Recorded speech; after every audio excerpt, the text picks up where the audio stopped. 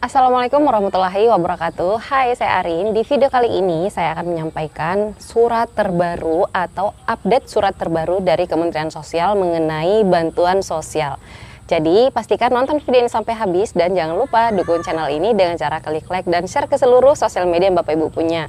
Serta klik subscribe bagi yang baru bergabung dan juga aktifkan lonceng notifikasinya agar tidak ketinggalan dengan info bansos yang saya update setiap kali ada perubahan di channel ini.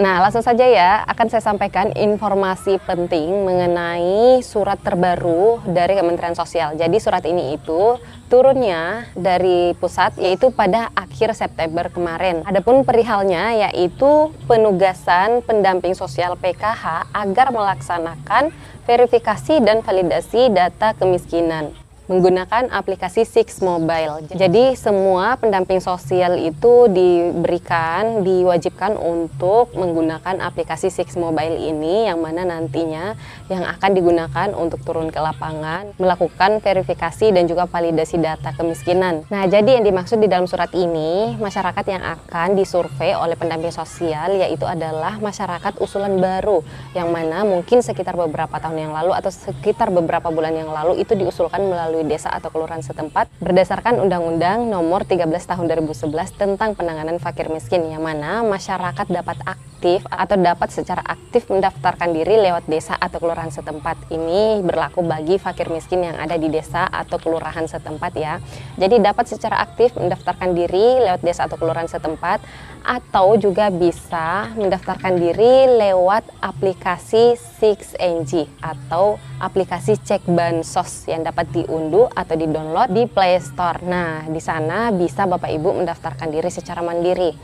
Nah, setelah Bapak Ibu mendaftarkan diri secara mandiri di sana, maka data-data yang masuk itulah dan juga data-data yang masuk usulan yang dari daerah atau dari desa atau kelurahan setempat, inilah semuanya yang akan diverifikasi dan divalidasi terlebih dahulu oleh masing-masing pendamping sosial sebelum nama-nama tersebut masuk ke dalam DTKS. Nah, apabila lolos masuk ke dalam DTKS, maka masyarakat tersebut itu berkesempatan untuk bisa mendapatkan bantuan sosial. Nah, jadi kabar gembiranya dengan turunnya surat edaran ini, surat terbaru ini, itu artinya ke depannya akan membuka peluang bakalan ada peserta baru penerima bantuan sosial. Mungkin sebagai penerima bantuan sosial PKH atau mungkin BPNT, sehingga anggapan masyarakat selama ini bahwa penerima bantuan sosial itu aja. Nah, buktinya kan enggak, sekarang akan ada penambahan baru lagi setelah selesai diverifikasi dan divalidasi dan dinyatakan lolos seleksi nantinya.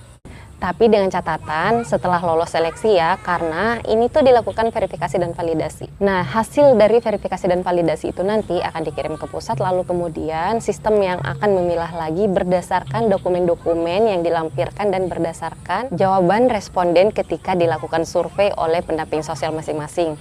Namun ada hal yang perlu dipersiapkan atau diperhatikan bagi masyarakat yang mungkin nanti rumahnya akan didatangi oleh pendamping sosial.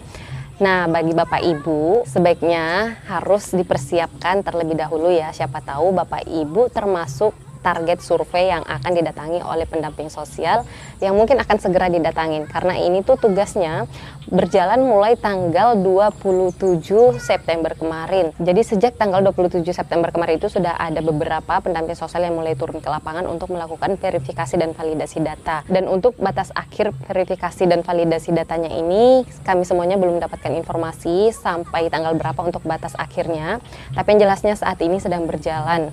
Nah, adapun hal-hal yang perlu dipersiapkan, siapa tahu nih Bapak Ibu adalah salah satu target survei yang dimaksud. Yang pertama yang harus Bapak Ibu siapkan yaitu KTP apabila memiliki KTP, dan juga pastikan alamat KTP-nya Bapak Ibu itu sesuai dengan alamat yang sekarang, jangan sampai berbeda alamat yang ada di KTP dan juga yang tempat tinggalnya Bapak Ibu sekarang. Jadi alangkah lebih baiknya segera diperbaharui kartu keluarga dan juga KTP-nya apabila memang ternyata berbeda tempat Bapak Ibu di mana dan alamat di KTP-nya di mana. Karena kenapa? Itu nanti akan mempengaruhi hasil survei yang akan dilakukan. Kemudian yang kedua yaitu kartu keluarga. Kartu keluarga ini kurang lebih sama pentingnya dengan KTP tadi ya, karena itu adalah bukti identitas dirinya Bapak Ibu semua. Nah, setelah itu nanti akan dilakukan pengambilan foto rumah atau foto tempat tinggalnya Bapak Ibu oleh pendamping sosialnya. Karena ini semua nanti yang akan mempengaruhi bisa memastikan Bapak Ibu itu lolos masuk ke dalam DTKS atau tidak. Jadi semuanya harus difoto sesuai dengan keadaan yang sebenarnya yang ada di lapangan. Dan yang paling penting yang perlu dipersiapkan oleh target survei yaitu adalah kejujuran. Karena kenapa? Kejujuran di sini sangat penting ketika diberikan pertanyaan oleh pendamping sosialnya ketika didatangi oleh petugas surveinya. Karena kenapa? Ini tuh sudah diatur di dalam Undang-Undang Penanganan Fakir Miskin. Nah, pada Undang-Undang Nomor 13 Tahun 2011 tentang penanganan fakir miskin yang berada di bab 8 pasal 42 tentang ketentuan pidana. Di sana dijelaskan bahwa setiap orang yang memalsukan data verifikasi dan validasi sebagaimana dimaksud dalam pasal 11 ayat 3 dapat dipidana dengan pidana penjara paling lama 2 tahun atau denda paling banyak 50 juta rupiah.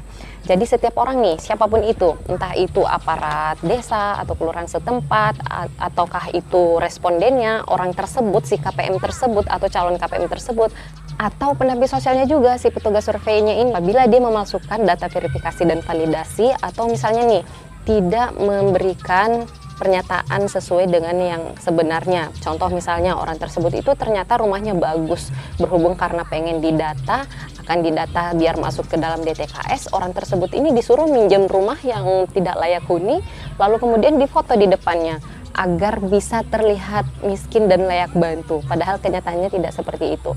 Nah, apabila ini nanti terbukti ke depannya ternyata petugas ini telah memalsukan data tersebut, maka bisa dibilang telah melanggar peraturan yang sudah ditetapkan atau yang sudah tertulis di sini.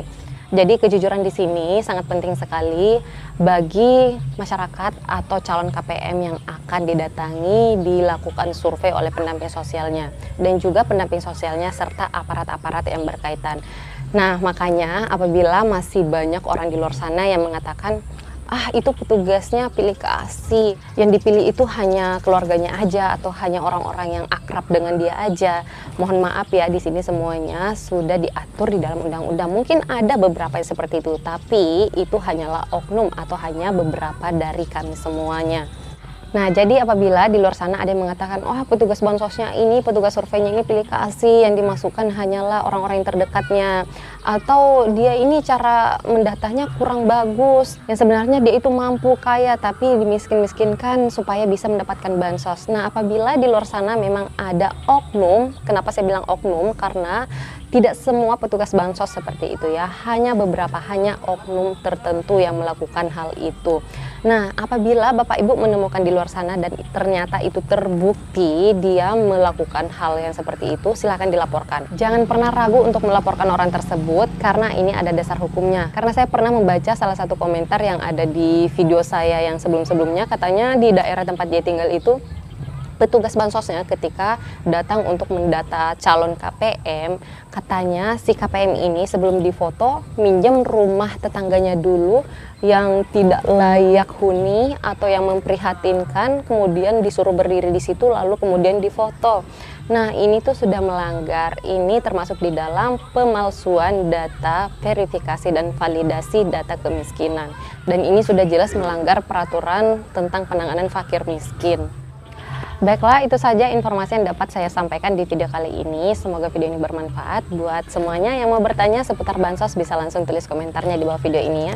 Sebisa mungkin saya akan membalas, tapi mohon bersabar apabila komentarnya itu lama baru saya balas ya. Karena sekali lagi mohon maaf, waktu kami terbatas. Tapi sebenarnya setiap komentar yang masuk itu saya baca satu persatu. Baiklah, sekali lagi terima kasih banyak yang sudah menonton video ini sampai habis. Dan sampai ketemu lagi dan saya di video selanjutnya. Wassalamualaikum warahmatullahi wabarakatuh.